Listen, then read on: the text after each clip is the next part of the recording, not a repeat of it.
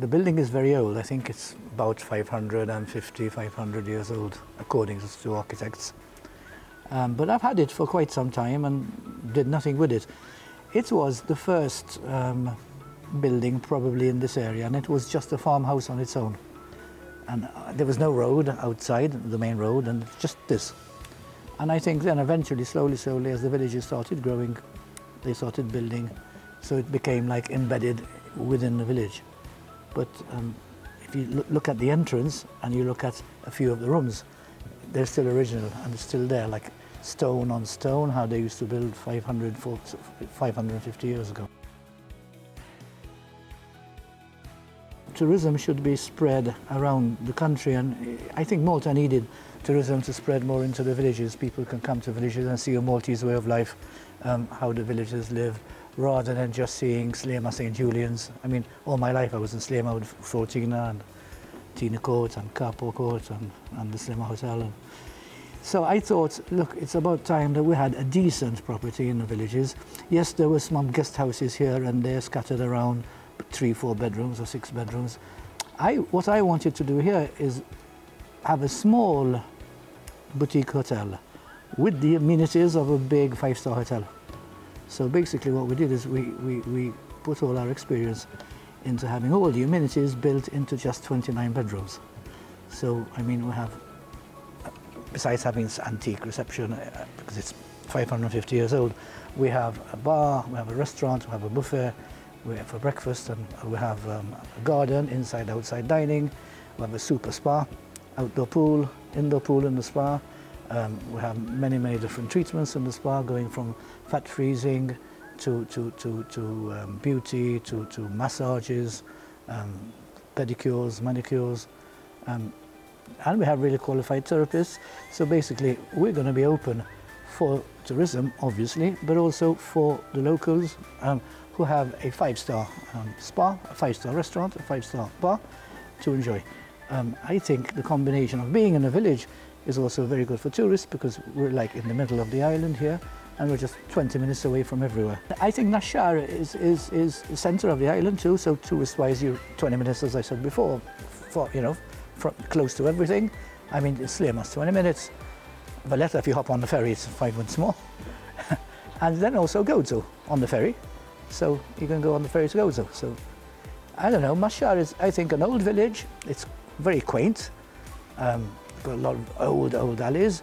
The heart of Naxxar is the same age as this place, about 550 or 600 or even more years old. One of the oldest villages, I think, Naxxar is. So basically, yeah, I think visitors will have an experience of Maltese village life here.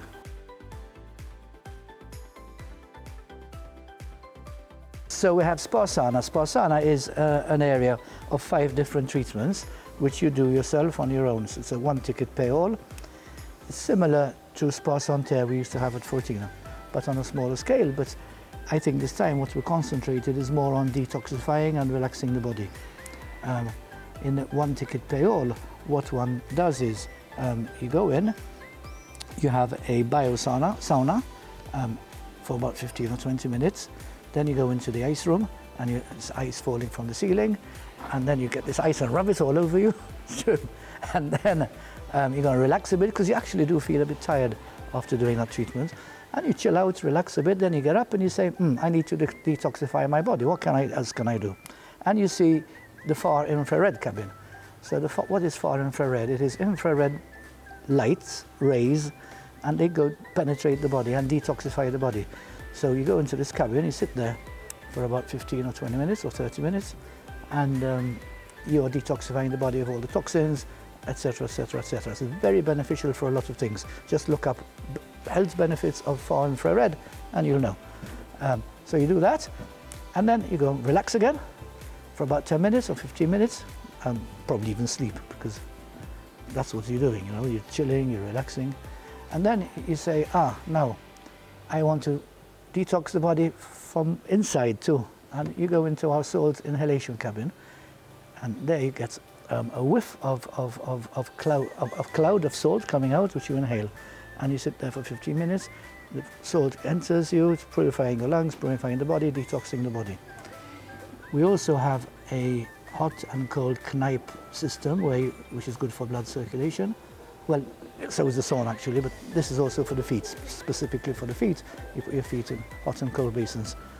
And that's called knipe, the system's called knipe, and it's good for circulation, and there's a themed shower. So all these things you can enjoy for maybe 1.5 to 2 hours, chilling, relaxing, and it's also very, very, very calming and de-stressing. So besides detoxifying the body, you're de-stressing yourself.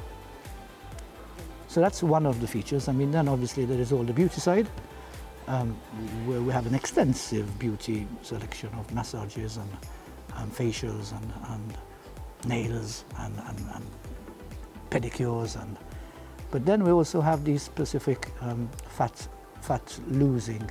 I needed to fat losing techniques. One is fat freezing, where it freezes the fat, say around the stomach, around the belly, whatever they want to lose. And once the fat is frozen, it's killing the fat cells. And then you slowly over a month or a period of a month, you're dropping these fat cells and you're losing the fat. And so you can do a few sessions of that every 3 weeks or whatever. And then there's also the fat melting one, which melts the fat away.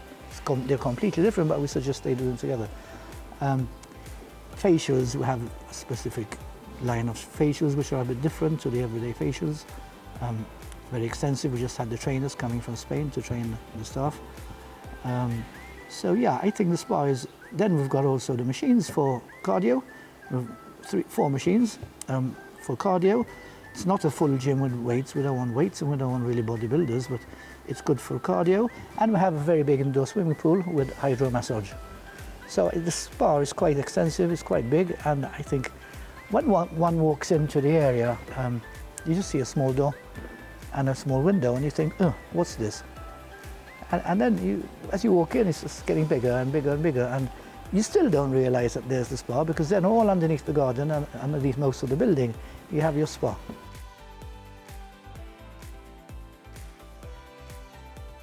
We are open for everyone, not just the restaurant. We're open. Bedrooms are open for everyone. The bar, the restaurants, and the spa. Yes, of course. We need local trade. We need tourists. We need a bit of everything.